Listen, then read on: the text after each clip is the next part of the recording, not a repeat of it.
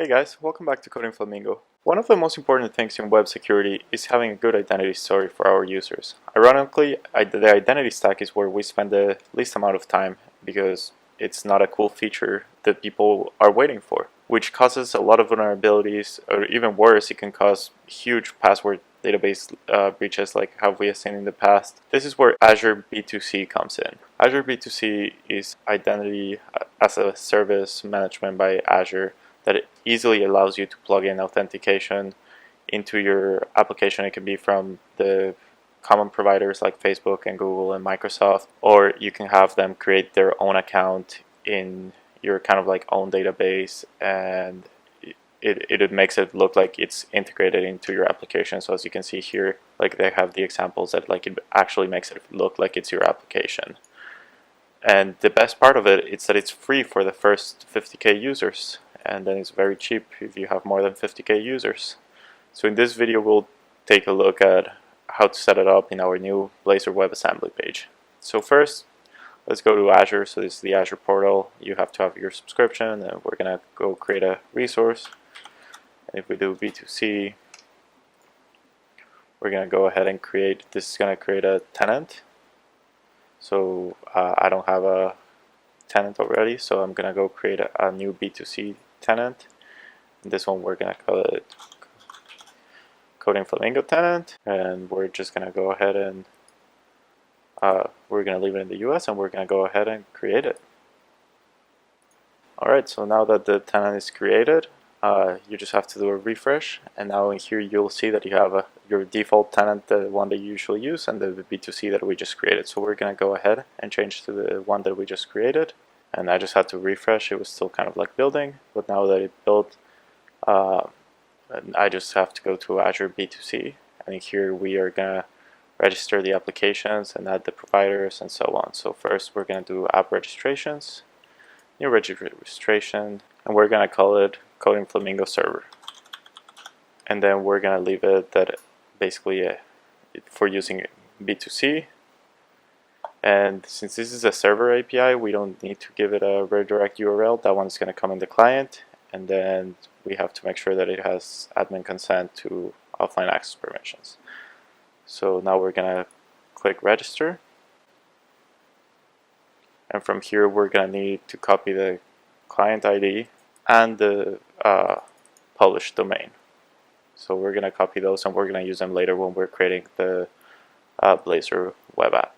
Then we're going to go to Expose API, and we're going to add a scope, and then we're going to do save and continue, and we have to come up with a name. This is just going to be regular access for our users, so let's just call it API.access,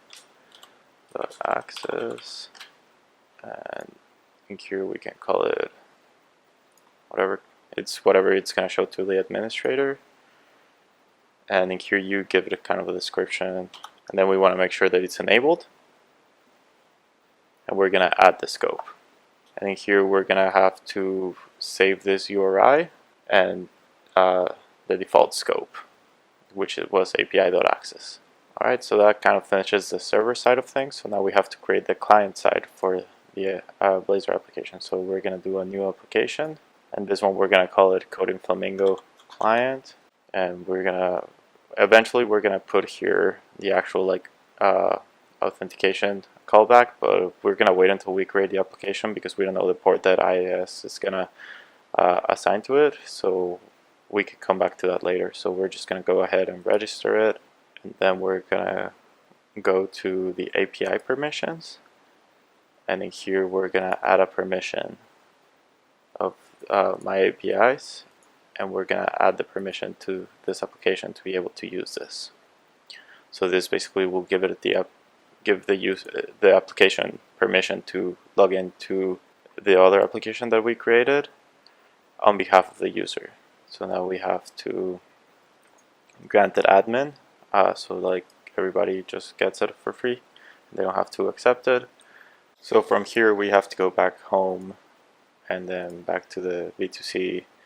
We have to create the sign up user flow, so we're gonna do a new user flow. So this is basically what the users are gonna see, and at first we're gonna do the defaults, and in other videos we'll add like Facebook and Google and we'll customize it so it looks more like our app. At first it's just going to look kind of like the typical Microsoft thing. So then we have to come up with a name, so we're just going to call it Coding Flamingo first user flow, and then we have to select at least one identity provider. As I said, first we're going to do email, and we're going to leave the multi-factor disabled just because it costs money per MFA attempt. So for now we're just going to leave it as disabled. And here we have to at least select the display name, and we want to also collect the email address.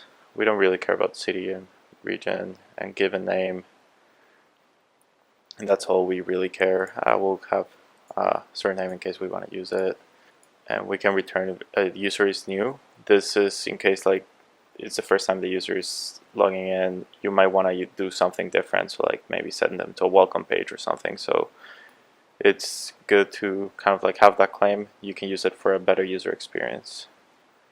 And user object ID, it's good to have. You should basically base it of object IDs instead of like emails or something. It's just cleaner to do all your identity based on user object IDs. So we're going to do OK, and then we're going to go ahead and create, and we're going to save this as well. We're going to need it for our application. Alright, so after this we basically have most of the stuff we need for our Blazor application, to create our Blazor application. So we're going to go here and see what we're going to need. Ironically, so this is the command that we're going to have. I already kind of like cheated and copied the information as I was going. The only thing we're still missing is the instance. So that one we can get back from going back here to app registrations and endpoints, and it's basically going to be this. So the first part of it until login.com, including the slash. So make sure you include the slash. So if we go back here, you'll see that I copied it, including the slash. Then client ID. So this is going to be the server API. So that's the first client ID we created. Then URI, this one, it'll change. I just like putting it just a placeholder. And then client ID, that's the second application we created, the client ID for it. The scope, that's the scope we created for the first application. And then the domain, that's the domain here. So if we go here, in branding, it's this domain. And then if we go back, then we want to say that it's a hosted application, so it has a .NET backend. And then the output, and this one we're going to call it Robinhood Web because we're going to end up using it for a Robinhood project. And then this is the last thing we copied, the the user sign up page, the workflow name. So now that we have all that, we're going to go to PowerShell, and we're going to go to the folder that we want to be. So I'm already here in the folder where I want to have it. Okay, so now that I'm here, we're just going to create it, and it's going to create the application. And as with our AAD, it's still not our AAD application we did, it's still not fully ready to go. So we're going to go here, and we're going to deploy the solution. So first we can go to properties, and in debug we're going to copy the localhost port, and we're going to go back to our application, and we're going to go back to the client, and here's where I said that we have to add that I said we were going to get back to it. I already added one, so basically I just have to change it, and I copied the wrong one. So I just have to change it to the new one and save. And now we're gonna go back here, and the other thing we have to change is in program.cs. It doesn't like this. We have to actually, instead of this, it has to be the ID that it creates. So we're gonna go back here, and we're gonna go to the server one. We're gonna go to API permissions, and we're gonna, to expose API, and we're gonna copy to clipboard, and we're going to change this URL to whatever we just copied, and now we should be good to go. Alright, so now we have the default page, and as you can see we have the login, so we're gonna click on login. And in here we haven't set up any of the other identities, so as you can see here it's only like our internal identity that we have, and obviously we haven't created an account. So we're gonna go ahead and sign up. So in here I'm just gonna put my email, and as you can see, like, they force you to verify, so it takes care of the email verification and all this code that you usually would have to write. So now it sent me an email, and we're gonna open it here. So we're gonna copy it, we're gonna verify the code. So now our email is verified. We're gonna type the password, and then we're gonna do our display name. Let's say we want to be called Flamingo. And then, so now we're gonna create the user.